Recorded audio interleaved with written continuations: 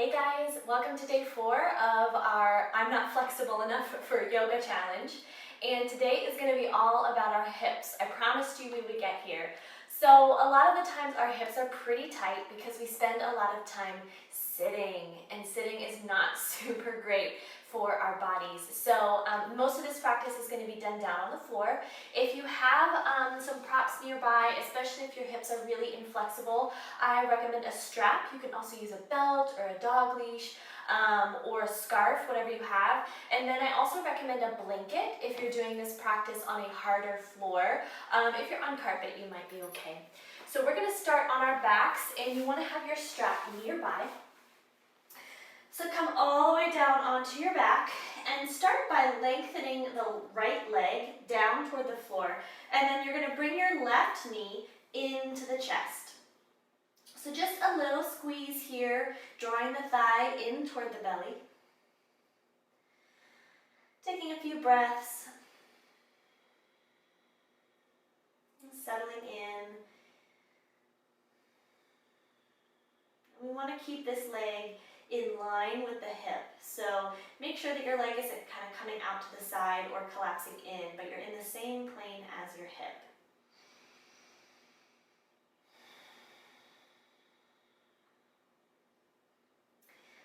And then we're going to take that left knee, bring it above the left hip, and then use your right hand to guide the left knee across the body, coming into a reclined twist. So you want your thigh to make a 90-degree angle with your waist, or decrease or open up through the thigh a little bit if that's a little bit too intense. And then you can bring that left arm out to the side.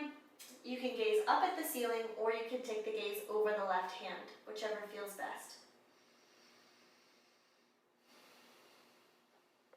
So here in this stretch, we're getting a little bit of a back stretch as well as an outer hip and IT band stretch as well.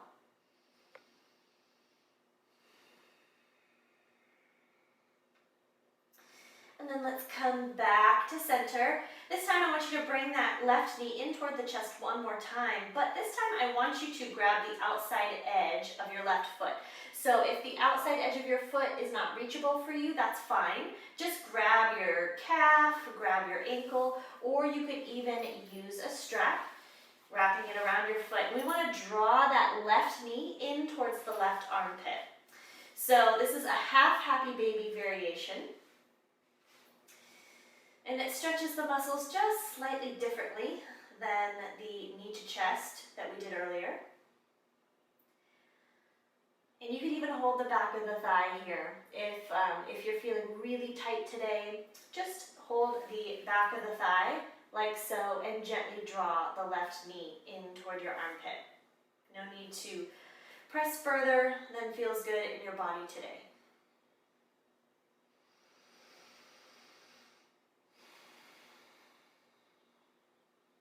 Good, and then let's start to release that left foot. Now I want you to bend your right knee, place the sole of your right foot flat on the floor, and then take your left ankle over the right thigh. So it's going to be slightly above the knee, and the bony part of your left ankle is going to overhang the thigh. Now if you're already feeling sensation here, this is a figure 4 stretch, you can stay with the foot down on the floor.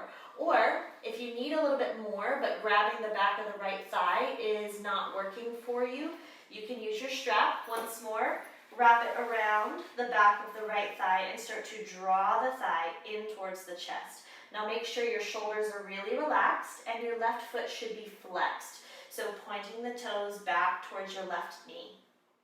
It doesn't matter what your right foot does, it can just hang out. So if you do have the flexibility in your hips to thread the hands through and grab the back of the right thigh, go ahead and do that. And if you're really bendy and feeling open today, you could even grab the front of the shin to draw it further in. Now make sure your left knee is moving away from the body. That's going to get you the best stretch through the glute here. And release the right foot down to the floor, uncross the legs, and we're going to switch to the other side. So we're going to do everything again, just on the other side. So straighten the left leg and bend the right knee, bringing the right thigh in toward the belly for a little half knee to chest pose. Breathing deeply, inhaling through the nose, exhaling through the nose. Trying to find equal lengths between the two. And then we're going to use our left hand to guide the right knee across the body, coming into that reclined twist once more. Bringing the right arm out to your side, either in straight, a T shape, or you could bend the elbow to bring it into like a goalpost or a cactus shape. And it's okay if your right knee doesn't touch the floor, mine certainly doesn't. And it's okay if you're, kind of elevated. Just find a variation of the stretch and a range of motion that feels good, that's not painful. Your body will tell you. Your body will tell you when you've gone too far. If you notice your breathing start to shorten and catch, might mean you've gone too far. If you feel pain instead of sensation, or maybe some like pins and needles and tingling, might mean you've gone too far. So if that's the case, just back out slightly. Give your body a little bit more room to breathe. All right, let's bring that right knee back across, coming into that half happy baby. So grabbing the pinky toe side of the foot if it's available. If not, you can grab the ankle, you can hold the back of the calf, even take the hands behind the thigh, drawing the right knee in toward your right armpit. Or again, you can wrap a strap around the sole of your foot and then draw that right knee down towards the floor. And it's not about, fully bending yourself into the full expression or what you think the pose should look like. It's really just about finding a stretch that just feels good. As long as we're taking time to stretch our bodies and mindfully moving our muscles, we're going to get a really good outcome. We're going to feel better, our muscles are going to feel better, and we're not going to risk injury of overstretching. So being present with the breath, breathing slowly and deeply. And then we'll start to release the foot, and then you'll bend that left knee, coming back to figure four. So flex the right foot, cross the right ankle over the left thigh, slightly above the knee. Option to stay here as before. Use your strap behind the thigh to help you reach the back of the thigh, or thread the hands through to draw the left thigh in toward the body. Keep moving that right knee away from your torso. You don't need to push it with your hand or anything. Just think about moving it away from your body is going to help you really get a nice stretch through the outer right hip muscles.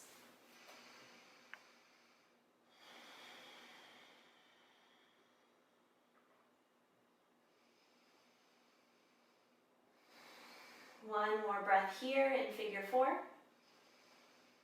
And release. Now you can roll to one side to come up, or you can rock and roll on the spine a little bit, using your legs to kind of kick overhead and then roll all the way up to seated. And we're going to transition through to tabletop.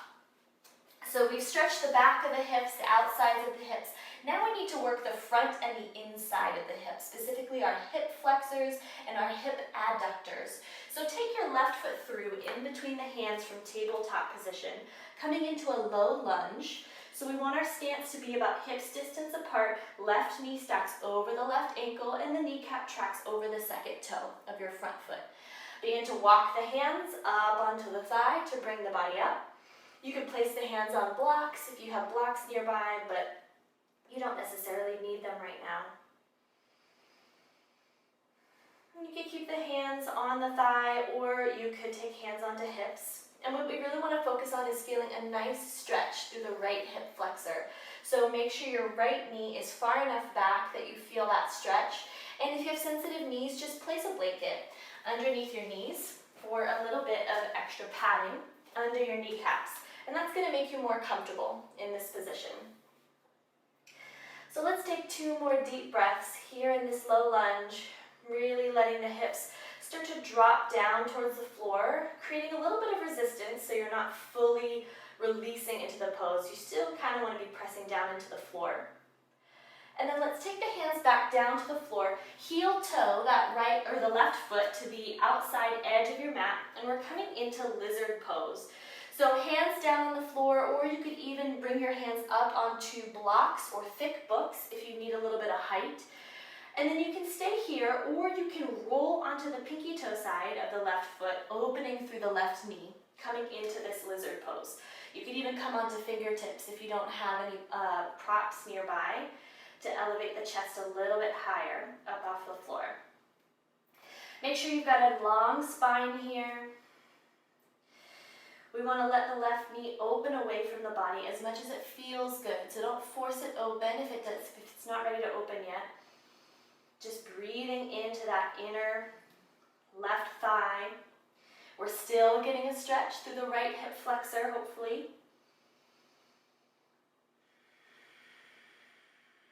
One more deep breath.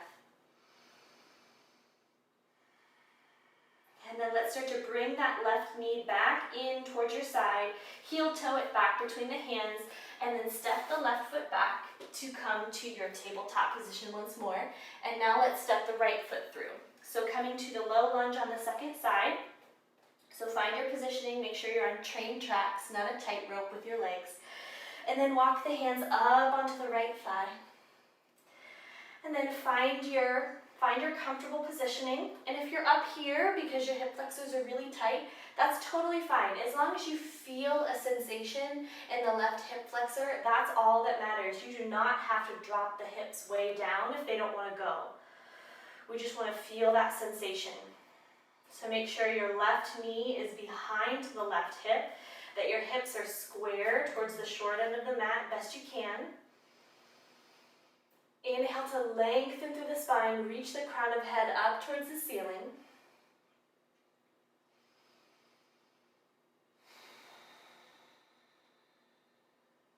One more breath here. Good, and then on your exhale, bring the hands down to frame the foot, heel toe the right foot to the outside edge of your mat. Come down onto the hands or onto blocks or thick books. And then as you feel that it's working in your body, start to open up the right knee away from your body into lizard pose, rolling onto the pinky toe side of the right foot. And you don't have to roll out at all. If you're feeling a strong stretch here, keep that right knee hugged in towards your side, or just open a little bit, and then a little bit, and then a little bit, okay? Definitely listen to your body, tune in to how you're feeling, notice your breath. Definitely observe if your breath has changed or shortened or quickened. And that may be a sign that you got to back off just a little bit.